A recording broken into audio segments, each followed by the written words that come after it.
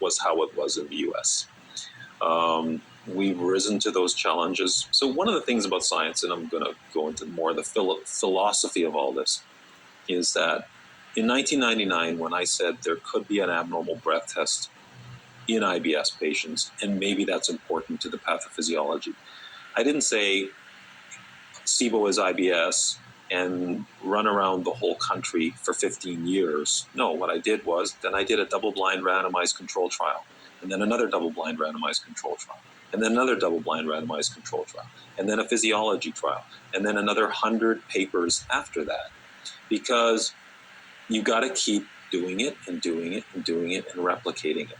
Now, you can be stubborn as a physician, but you can't defeat science fact. Fact always wins, and science always wins. And maybe someday some of the things that I've said on this video will be proven incorrect, and I'll be the first to get on stage if the science is good to say, wow, I got that wrong.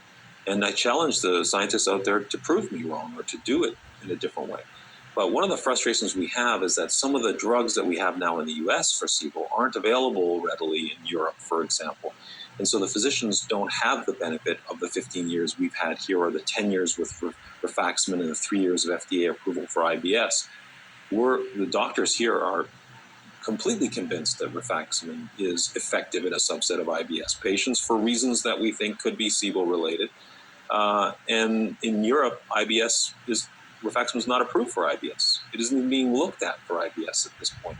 So European physicians don't have that luxury of an experience of 10 patients with 6 saying, I feel great, doctor. And that's why doctors aren't convinced in other parts of the world where they don't have access to that. And I'm sorry to make that question so long an answer, but I feel bad for the patients because the patients are suffering as a result of this. And maybe there needs to be a European champion on this, sort of like I'm the champion in the US and trying to bring it elsewhere, but it's a struggle. It is, and even in Australia, where we're not too far behind the US in terms of our awareness and knowledge on all things SIBO, but there are still GI docs out there that are just saying, this is not a real thing, which is really frustrating. We've got someone watching from Germany, and they've said, "Do you know anyone in Germany that is doing anything around SIBO?" They're obviously desperately looking for some support. My point exactly. And they can't find somebody who does this there. And I have a list of doctors that I keep in my back pocket for different parts of the world who understand this. But Germany, for some reason, I don't have a lot of names on that list. And I'm not sure why, but it's a problem for those people who live there.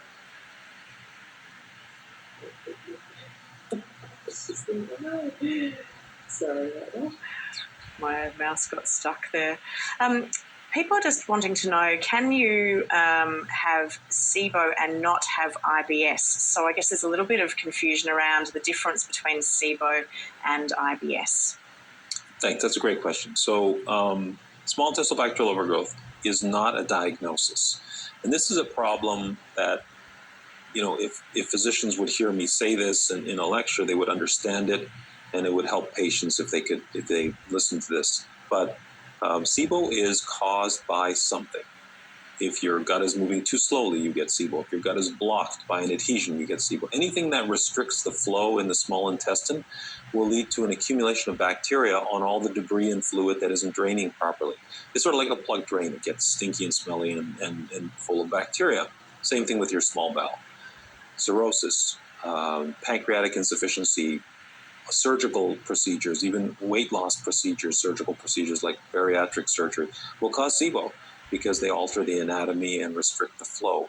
So my point I'm trying to make is there's a lot of reasons for SIBO, but the diagnosis is not SIBO. The diagnosis is IBS with a motility problem, and you've got SIBO as a result.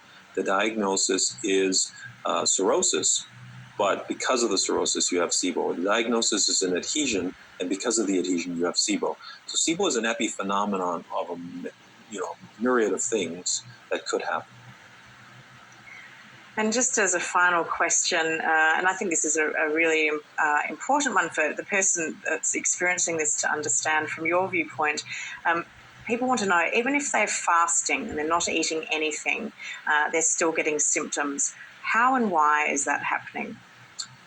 So it speaks to another question that I get often too. So somebody will say to me, well, I don't know what to eat. I'm not sure what's causing my symptoms, because one day I eat spaghetti, it doesn't bother me at all. The next day I eat spaghetti, I'm so bloated and distended.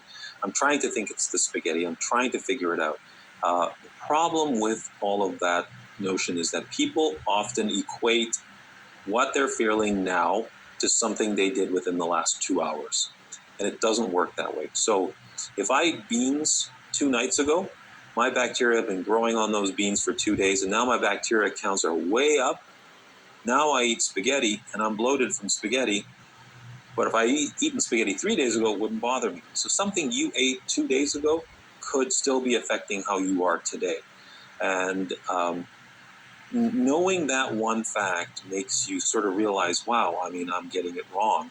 It may not be the meal I just ate. It may not be the thing I just ate. It may be something I ate 3 days ago.